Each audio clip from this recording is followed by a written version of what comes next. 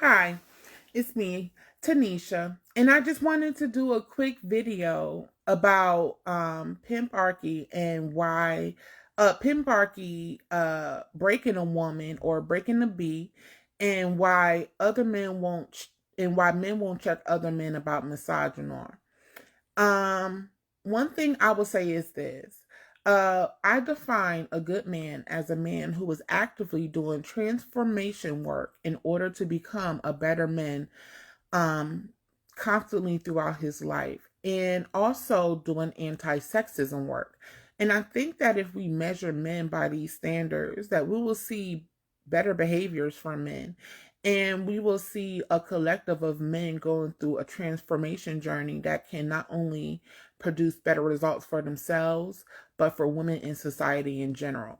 Now, there's a reason why so called men who seem to be loving husbands, fathers, brothers, um, family members, and friends and lovers do not really check men about their misogyny, and really do not try to do any sort of anti-sexism work. It's because they want to uphold the system, and they know that the men out there who are toxic and breaking down women through heartbreak, stress, and abuse, is that it keeps these women in line and keeps them in check. So it makes other women, who see these women who are battered and broken, do everything they can to conform to patriarchy and become that subservient, submissive woman that men desire. And that's all the whole process about breaking a beat. Let me tell you the story that I have when it comes to how constantly in my life I've encountered men, three of them who actually put their hands on me and tried to break me because I wasn't being very submissive to them, nor was I serving them enough. Even though in my mind, I felt like I was, bending to their will a little bit. But I had one guy in particular. Let me tell you this first. Every man that put their hands on me was because either I was upset at something that they were doing that was mistreating me, I said no to them, or they couldn't control me. So that's pretty much one of the top three reasons why a lot of men become abusive towards women, to try to break her and make her more submissive, and so they can dominate her. And one particular story is where I had a guy who, I was kind of the bread, not kind of, I was the breadwinner, and I was paying all of the bills in my household.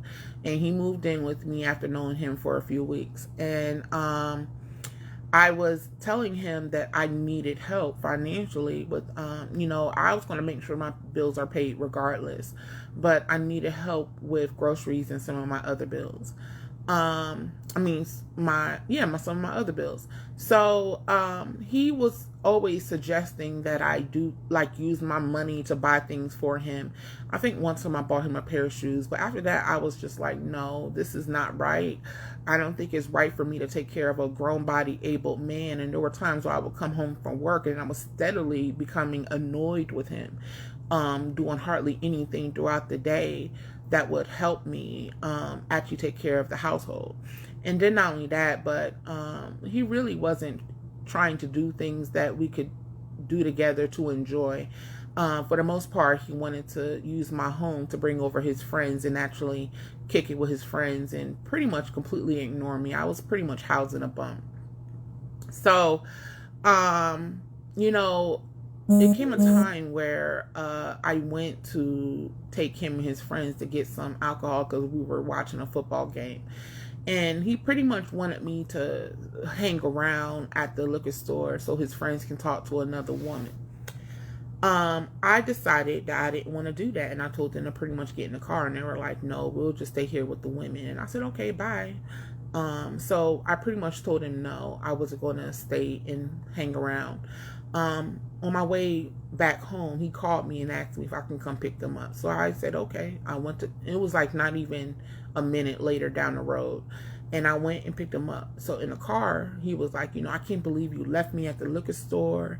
All you had to do was wait. And I said, but I didn't feel like waiting. I was ready to go home. And not only that, but we had been drinking, and I didn't want to be out in the streets driving my car and with the possibility of being pulled over and probably getting a DUI, you know? So in the car, he went and grabbed my hair and trying to pretty much tell me he was upset. And one thing about men is, you know, a lot of them don't know how to process their anger. When they feel threatened or when they feel like you're not doing what they want, some of them can resort to putting their hands on you or doing something to make you feel threatened in a way to kind of bend you to their will. And this happens a lot to a lot of women. I'm not the only woman who's had a man put their hands on her. So a lot of men, you know, there were other men in the car, and they really, I mean, they were like, dang, you know, chill out. But they really didn't like get down on in his behind about putting hands on a woman, because that was his friend. And, you know, it's like, in a sense, a lot of men just do not like to hold other men accountable because they want to keep their brotherhood strong. And one thing about keeping the brotherhood strong is that these so-called good men just let the toxic ones just do whatever they want and hardly say anything to them unless it's going to get the man in serious trouble. But for the most part, they're not doing it for the to defend the woman or to stick up for the woman. They're doing it to keep their brother from getting in trouble and stay and, you know, keep the brotherhood alive. So when you wonder why a lot of these men are not out here checking men, it's because they're trying to keep the patriarchy strong and they're trying to uphold the system, or more so the pimparchy. They're trying to keep it strong and uphold the system, and they're trying to break every woman that they can to become submissive. And when they can't break you, then they resort to putting their hands on you. So you got to be careful out here, sisters, okay? That's my video, and like I said, you know, keep these things in mind when you're dealing with men and realize that a lot of them really ain't gonna have your back.